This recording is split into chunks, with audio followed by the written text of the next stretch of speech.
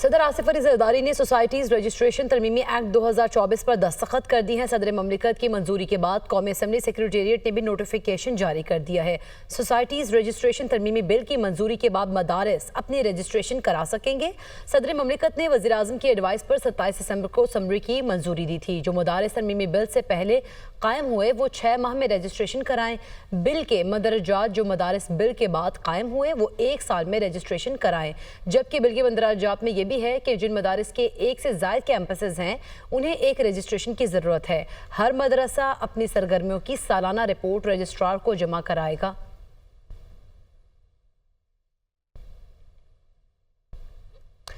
वफाकी वज़ीर ख़जाना मोहम्मद औरंगज़ेब का कहना है कि मईशत का पहिया चलना शुरू हो गया है। कोशिश है शराय सूद को सिंगल डिजिट पर ले आएंगे। मुल्क खैरात से नहीं टैक्सेस से चलते हैं। सैलरी क्लास पर बोझ नहीं डाल सकते, सबको टैक्स देना होगा। 2025 में हम मुल्क की मईशत को लेकर मजीद बेहतरी की जानिब जाएंगे। हमें पायदार मुआशी इस्तेहकाम की तरफ बढ़ना है। इकॉनमी का पहिया अभी चलना शुरू हुआ है।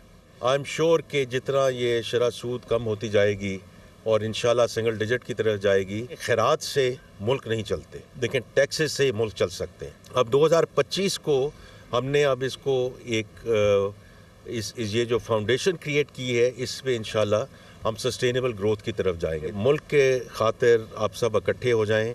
हमारे इख्तलाफात हो सकते हैं, जो टैक्स अथॉरिटी है उसमें जो इस्लाहात ला रहे हैं। अब मुझे नहीं पता यहाँ कोई पास्को के लोग यहाँ मौजूद हैं कि नहीं मौजूद हैं।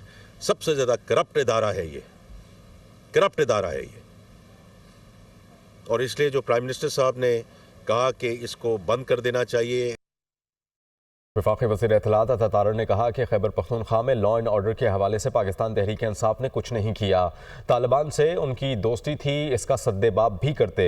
कुर्रम में हालात अबतर थे और खैबर पख्तूनख्वा हुकूमत इस्लामाबाद पर हमलावर थी। वज़ीर इत्तलात ने खैबर पख्तूनख्वा हुकूमत की कारकर्दगी पर वाइट पेपर जारी कर दिया। कहा कि खैबर पख्तूनख्वा हुकूमत को 152 अरब रुपए के मालियाती खसारे का सामना है।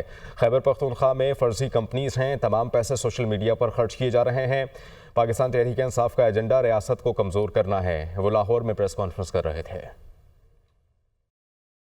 जब कुरम में आग लगी थी और सबसे ज्यादा कुरम को तवज्जो की जरूरत थी, तब आप क्या कर रहे थे?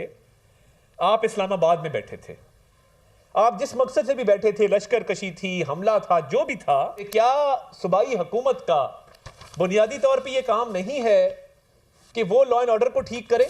हमें भी उतनी ही एलोकेशन मिलती फंड्स की जितनी किसी सूबे को मिलती है, बल्कि सूबों के पास वफाक से ज़्यादा पैसा है। तो मैं आज एक वाइट पेपर रिलीज करना चाहता हूँ खैबर पख्तूनख्वा हुकूमत की कारकर्दगी के हवाले से। तो जो फाइनेंशियल इरेगुलरिटी है खैबर पख्तूनख्वा की हुकूमत के अंदर, वो 152 अरब रुपए वहाँ पे फर्जी कंपनीज हैं और तमाम तर पैसा सोशल मीडिया की तरफ डाइवर्ट किया जाता है, वॉलंटियर्स को दिया जाता है।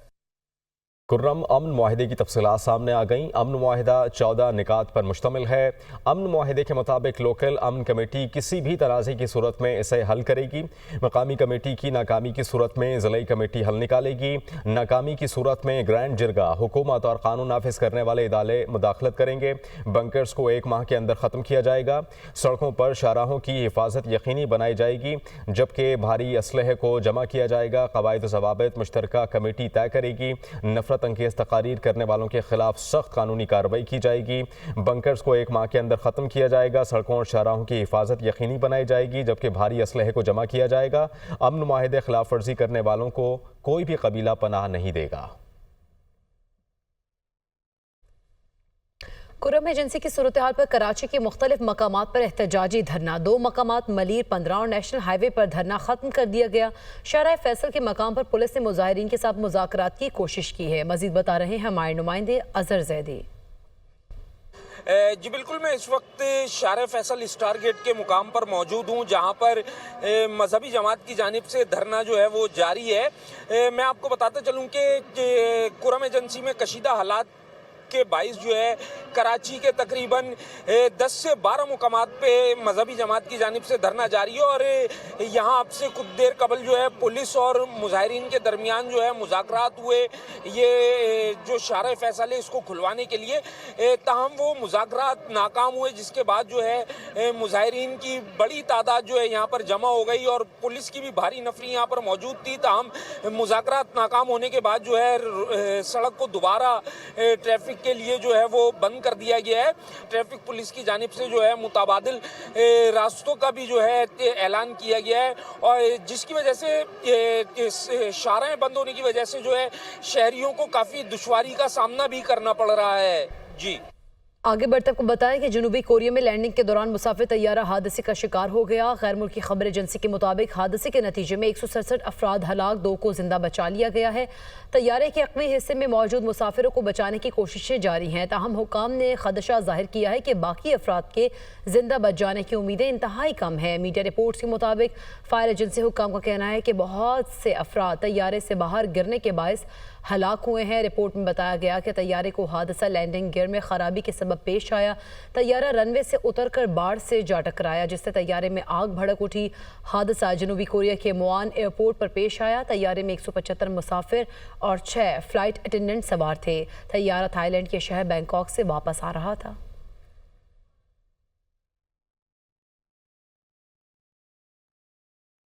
जबकि सदर ममलिकत आसिफ अली जरदारी और वज़ीर आज़म का जनूबी कोरिया में मुसाफिर तैयारे के हादसे पर इज़हार अफसोस। सदर ममलिकत का वाक़े में क़ीमती जानी नुकसान पर दुख का इजहार किया है। सदर ममलिकत का जनूबी कोरिया की हुकूमत और आवाम के साथ इज़हार ताज़ियत।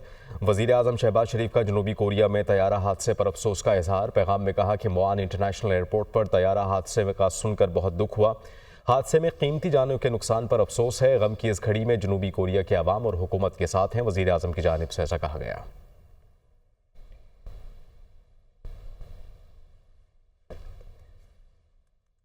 वज़ीर आला मरीम नवाज ने पंजाब की धीरानियों के लिए बाइज़्ज़त रोज़गार के दरवाजे खोल दिए हैं। मौशी खुद मुख्तारी के लिए 12 अज़ला की 11,000, देही खातीन के लिए 2 अरब रुपए का रिकॉर्ड पैकेज। देही खातीन को पालने और रोज़गार कमाने के लिए गाय और भैंसें मुफ्त मिलेंगी।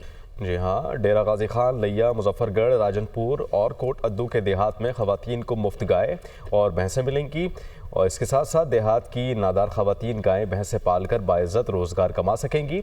लाइव स्टॉक कार्ड से 80,000 मवेशी पाल फार्म्स 27,000 रुपये फ़ी जानवर बिला सूद कर्ज ले सकेंगी। लाइव स्टॉक कार्ड के ज़रिए 4 लाख जानवर मीट एक्सपोर्ट के लिए तैयार होंगे। मवेशियों की देखभाल में आसानी के लिए animal identity trace ability system के निफाज। फार्मर के लिए हेल्पलाइन भी फंक्शनल।